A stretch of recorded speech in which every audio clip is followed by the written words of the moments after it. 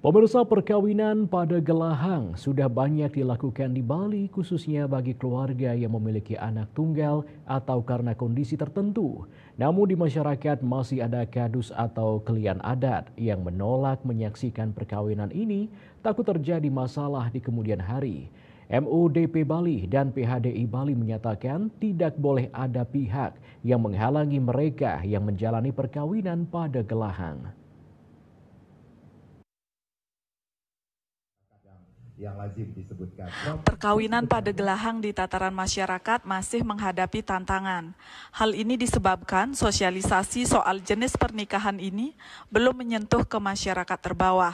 Peneliti hukum adat Bali dari FH UNUD, Profesor Wayan P. Windya, di acara Dialog Merah Putih Rabu 5 Februari 2025 di Warung Bali Coffee Jalan Vetra 63 Denpasar menegaskan perkawinan pada gelahang sudah memiliki payung hukum, baik hukum adat maupun nasional. Saat ini tercatat 140 keramo Bali melaksanakan jenis pernikahan ini. Ketahui bahwa perkawinan pada gelahang ini sudah diakui berdasarkan hukum adat Bali dan juga hukum nasional.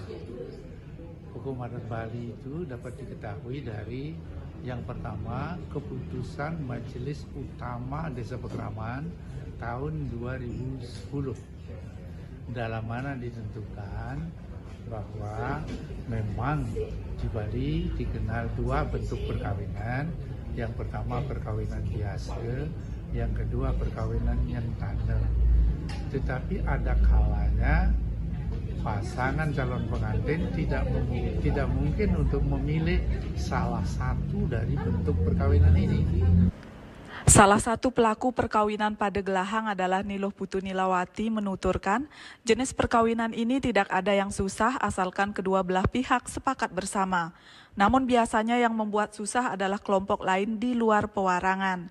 Ketua LBH Asosiasi Perempuan Indonesia untuk Keadilan APIK Bali ini mengaku jenis perkawinan pada gelahang sangat mengangkat kesetaraan kaum perempuan Bali.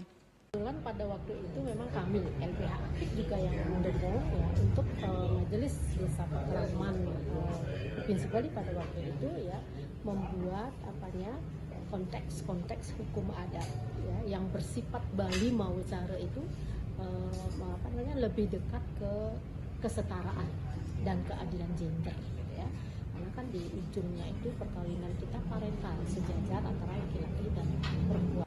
Dr. Iketut Warteyase, akademisi Staf Negeri Empu Kuturan Singaraja yang juga Paruman Welake PHDI Bali mengungkapkan, secara hukum adat dan perspektif agama Hindu perkawinan ini tak bertentangan. Dikatakan sah karena ada manusia saksi yakni aparat dan prajuru, buta saksi atau dewa saksi berupa banten, upacara serta sulinggih yang muput atau pemangku yang nganteb. Akui kalau juga kita melakukan hal itu tidak salah, tetapi memakai 3 asas. Asas pertama paksa, keadaan terpaksa, karena memang tidak bisa kita hindari supaya keturunan kita tidak punah. Yang kedua itu adalah lasil, kita ini ikhlas dari berbagai konsekuensi termasuk implikasi ekonomi, implikasi sosial di masyarakat, bahkan implikasi hukum, kita siap. Dan yang terakhir adalah setia. Dijelaskan perjanjian bersama harus dibahas saat acara pemadikan. Ia sepakat tidak boleh ada pihak yang menghalangi jika umat Hindu menjalani jenis perkawinan pada gelahang. Desak Aryani dan Swece, Bali TV.